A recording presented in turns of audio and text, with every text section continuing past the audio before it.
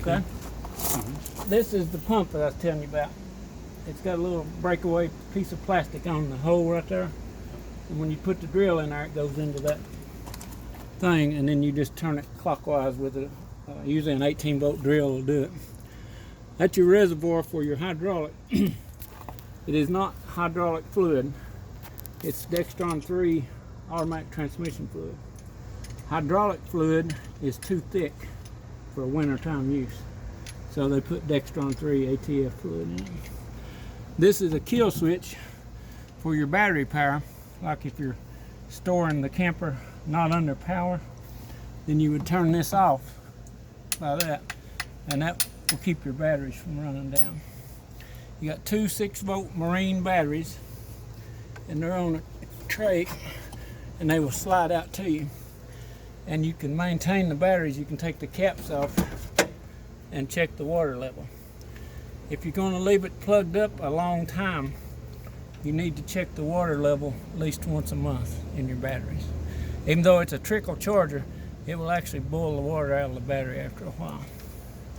So just, if you have to put water in it, put distilled water in it. There's 3 caps on each battery.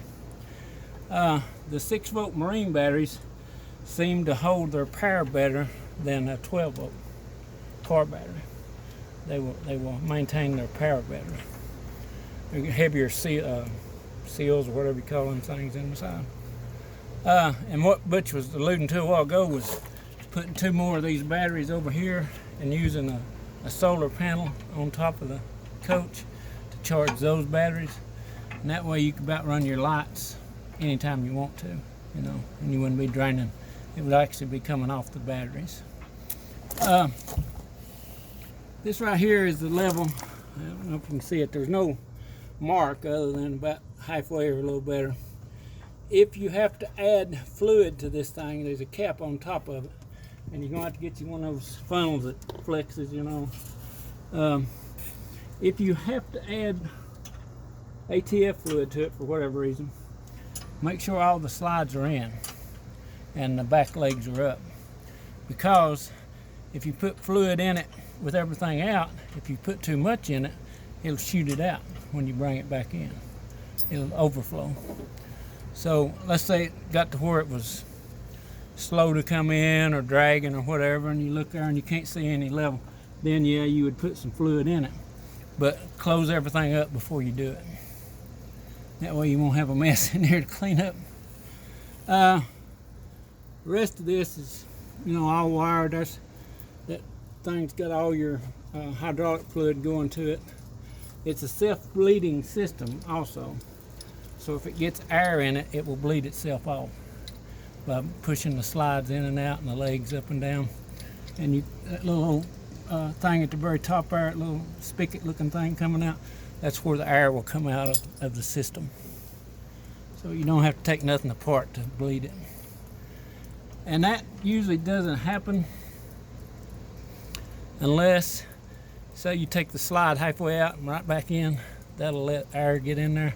So when you take a slide out, take it all the way out and all the way back in, you know. That way you don't build up any air pockets in it. Okay? Okay. Questions? Nope.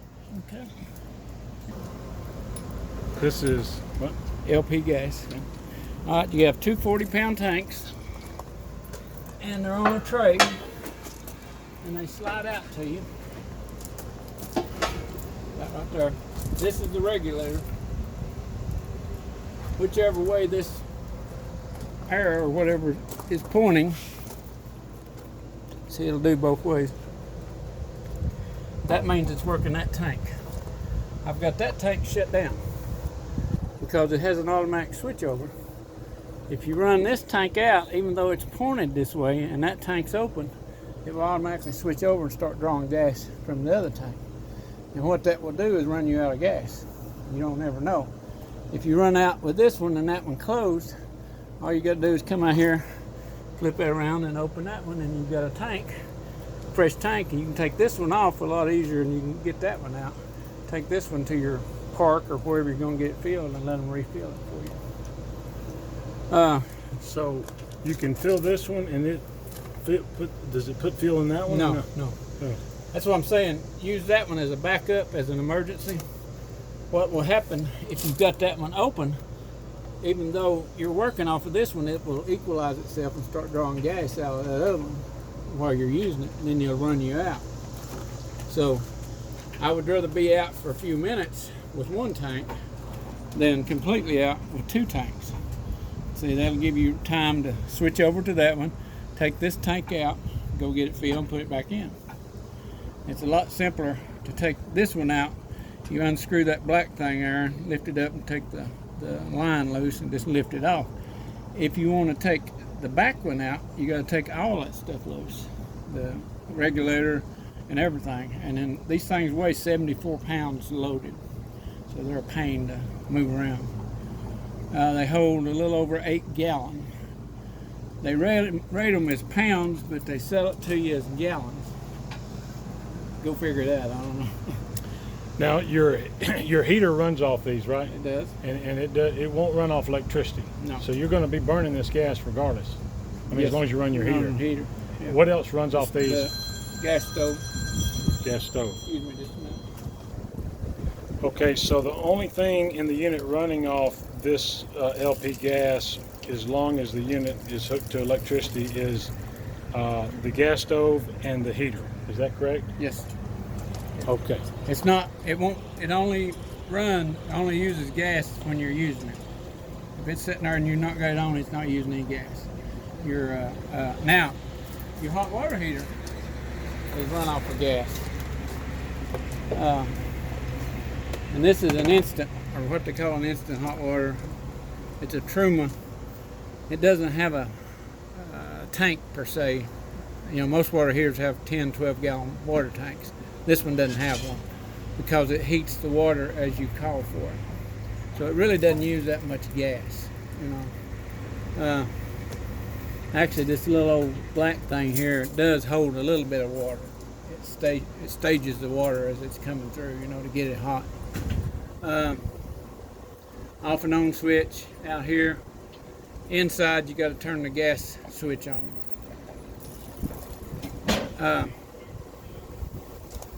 If you don't have gas, you don't have hot water. It only works one way, with gas.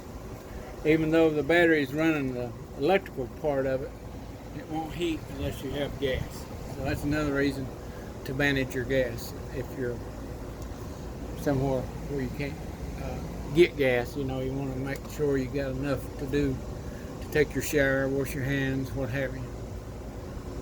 There's no maintenance in here other than if you winterize this thing, you take all the pressure off of it, flip this up and pull this down. And when you pull it down, it's under pressure, so don't stand in front of it. When you pull it down, there'll be a little about a 4 or 5 inch rubber and wire mesh filter come out of it. And this come out in your hand. If it's got calcium buildup on it or something, just wash it off. Put it right back in, flip it up. This is a pressure switch, so it don't. It's like your house has one, so it don't get so much pressure that it explodes. You know. What about the power and power? It doesn't matter either way. What they used to do, they used to control it from out here, and they use the same switch, but now they control it from inside. And I will show you that when we get inside. Okay. Okay. And like I say, that's about. You just want to make sure you got this thing locked like it's supposed to be, so it don't come off and beat your trailer up. Okay. Or do you understand why getting that on your gas? Yes. Leaving that one closed and using this one. Yes. And they're both full. They come in here empty. When we start getting it ready, we take them down to a U-Haul dealer at the interstate, and he fills them up for us. Now, when you take them back in, push that, and it goes in there, and slides and locks, so it won't come out. Now, this door, you'll notice it doesn't have a lock on it. That's because it's a hazmat material. If you had a problem, first responders has to be able to get to the fire source, or what's giving it the fire. You know, everything else has a lock on it, but the gas door does not.